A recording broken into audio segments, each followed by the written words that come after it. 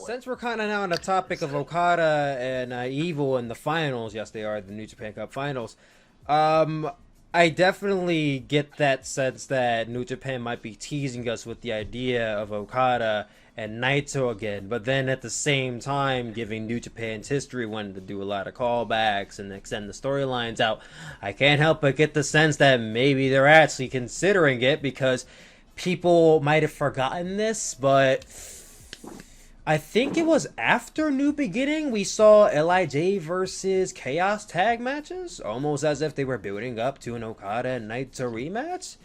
And then as soon as we came back, we got a Chaos and LIJ feud, and I'm like, why do I feel like they're building back up this Naito and Okada match? And we got to the finals, and I'm like, oh god, this is not good. I don't like this. I hope Evil comes in here and he does everything he can to beat Okada, because given their feud, I mean, Okada tends to beat Evil just like he beats Sonata. I mean, he has, of course, beaten Okada before, but it gives you that sense of doubt because it's Okada, and I feel like that's the big issue, is that why every time we get to these matches with Okada, it's like, oh, he's gonna win. It's like, why do I have to have that mindset? Oh, Okada's obviously gonna win this match.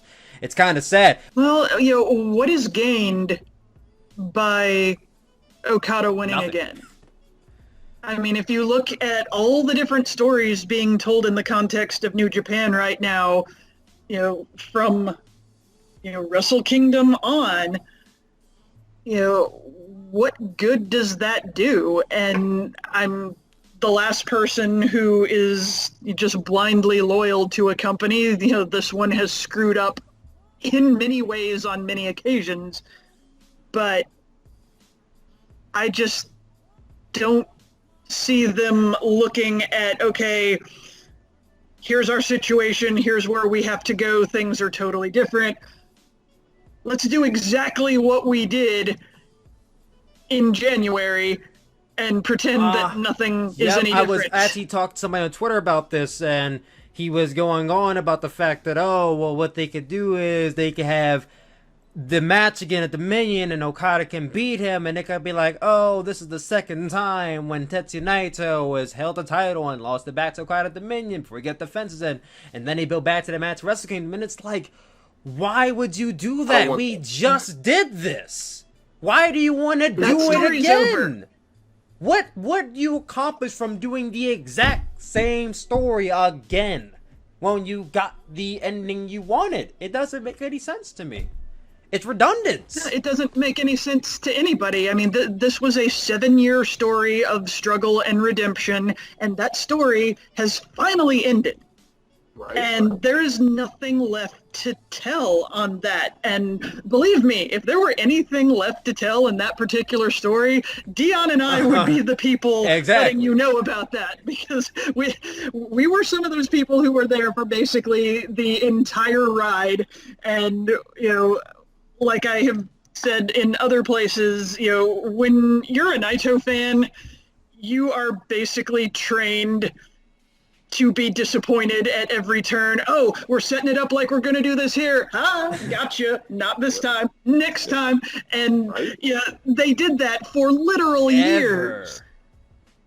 They took, this was a full almost 7-year journey, and it's finally over. There is nothing to be gained by revisiting it essentially a month and a half after. And Dion and Jana, they already knew from my reaction from Wrestle Kingdom before that, and even before Wrestle Kingdom 14, I wasn't the biggest Naito fan. I mean, I did my tier list, I ranked them originally C before I chose B. I didn't like, okay, Naito's here, he's cool. I don't see why LJ fans care all that much about him. I think he's a good wrestler, but great. Oh, good for you guys. So when he finally, got that moment, and all the build to it, and I watched all the matches back, and I looked at all the history behind it, I'm like, okay, I see why they like this guy so much. And I'm actually at Wrestle Kingdom 14, and I see Ibushi lose, and I see Naito win, and I'm like, this makes so much sense. This is the perfect time to do it. And you finally get that moment, and Naito finally wins, and he's finally christened with both the Heavyweight and IC Championship. And Okada, at the end of the match, even does the fist bump to Naito. How do you get any more perfect of an ending than that? I don't see Have it. them feud a month And and a it's half like, later. okay, you do all this and then you go back to it, not even a year later, but half a year later, like 6 months later, and you decide to have Naito lose again. What? You lose more than you can ever gain from having Naito lose again. Because this establishes in my mind that Naito shouldn't be the champion. Period. Because this is the second time he has won and then lost it back, not to some Joe Schmo. He lost it back to the same person. What does that instill in your mind? It tells me that he's inferior to Okada, and he obviously shouldn't be in this championship picture yet. And at the fact that he's 38 years old and he's lost again, he shouldn't be contending for the championship at this point, if you ask me. Like, rematch be damned. He shouldn't be in that spot. So I feel like if you're going to tell that story, why the fuck should you be a Naito fan at that point? Give up hope at that that's point. So true. Because, and what the weird thing about this whole situation is, guys, is if New Japan Cup takes place as it originally was supposed to, but besides things happening, I don't even think this is the final we get. I think the final we would have got would have been Jay White. Thank you. I thought Sonata. Jay would have knocked Okada out in the first round. And that would have been something that his character would have needed. But I guess since Jay White's not here right now, they can't really do that. And they're like, no, there's no way Okada can lose to Oh, no, how dare he lose to Suzuki in the first round? Oh, we can't have that. No, not at all. So you wouldn't even get these. Even, and I'm not saying this like I want to even give it enough thought to make it happen, but I think the fact that the title match at Dominion is for both titles is kind of a hint, because I do not see them putting in a year's worth of work to get to the double gold dash and then just hand it to somebody else. Okay, you're the second double champ, way to go. Yeah, that just does not compute. Imagine the idea of putting your IC championship on a guy who clearly stated he doesn't care for the championship.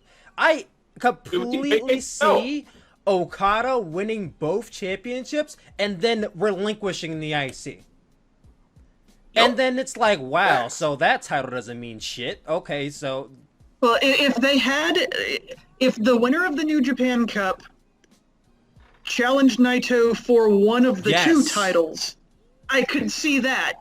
But when they announced before the Cup even started that it's going to be for both titles, I don't think that Naito's losing both titles. I think he's going to lose them one at a time. That's what I think too. Because that's kind of the entire point of even doing this. And really, anybody who challenges for both titles, anybody who actually wins it is going to be looked at as, kind of an imposter champion because they won one match with one guy to get them. And look at the 4 people who participated in the double gold dash. Yeah, so I don't think that it makes any kind of sense in terms of storytelling to just take both titles off of the person who was literally the focus of an entire year's worth of getting you to that double gold dash. I'm not saying he's going to be a double champ forever. We know that he's not, but I think he's going to lose them one at a time, and I think he's losing the IC title first.